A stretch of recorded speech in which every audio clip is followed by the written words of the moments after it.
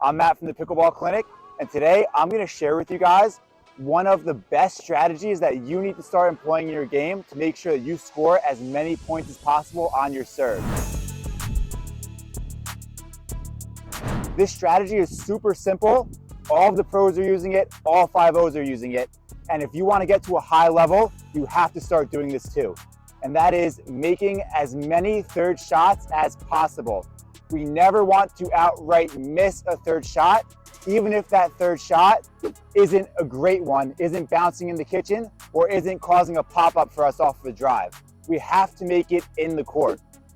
A lot of players become perfectionists when they're hitting their third shot drops. They think that if they hit a drop and it doesn't bounce in the kitchen, it's not a good drop. That causes players to aim with a low margin for error and miss a lot of those shots in the net. In fact, a third shot drop that's a little bit too high and gets taken out of the air is not necessarily bad at all. It can still be unattackable if it's being hit from below the net. Or even if your opponents are hitting it from up by shoulder level and can attack it, it's still in the court and we can defend it. A third shot drop or a third shot drive that lands in the net means the rally is over automatically. But a third shot drop or a third shot drive that gets over and is going to land within the boundaries of the court means we still have a fighting chance. It still puts the pressure on our opponents to make the next shot and finish the rally. As long as we can keep the ball alive, we can stay in it and win that point. Before we go into the actual strategy here, I'm going to share with you guys a very important statistic on the professional pickleball level. At the pro level, 54% of drops, the majority of drops, are hit out of the air. That means that over half of the drops that are hit by the pros do not bounce in the kitchen. That's because the pros are prioritizing getting the ball in the court rather than making it a perfect drop in the kitchen. They know that as long as the ball's in, they can fight and work their way up to the net.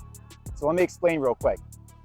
So if I get my third shot drop and I'm hitting it high for my opponent to slam, but I stay back, I can fight from back here all day.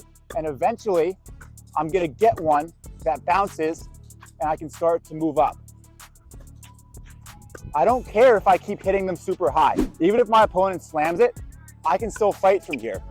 Even if they're hitting a crazy hard shot, I can still continue to place that ball in play. Eventually, I'm gonna get one that bounces and then I can move up. And then once I move up and get to the kitchen line, then the dink battle starts and we can continue to work the point from there. But if I miss the ball in the net, the point's automatically over. If I try to be a perfectionist and I hit with a super small margin for error and I miss in the net, the point's just gonna be over. Instead, we wanna make sure that we're fighting for the point. We can miss it high, that's okay, it's still in the court. Eventually, we're gonna get one that bounces and then we move up. It doesn't have to be perfect, it just has to be in. So in conclusion, the net's gonna win 100% of the time. We can't challenge the net, we gotta get it over.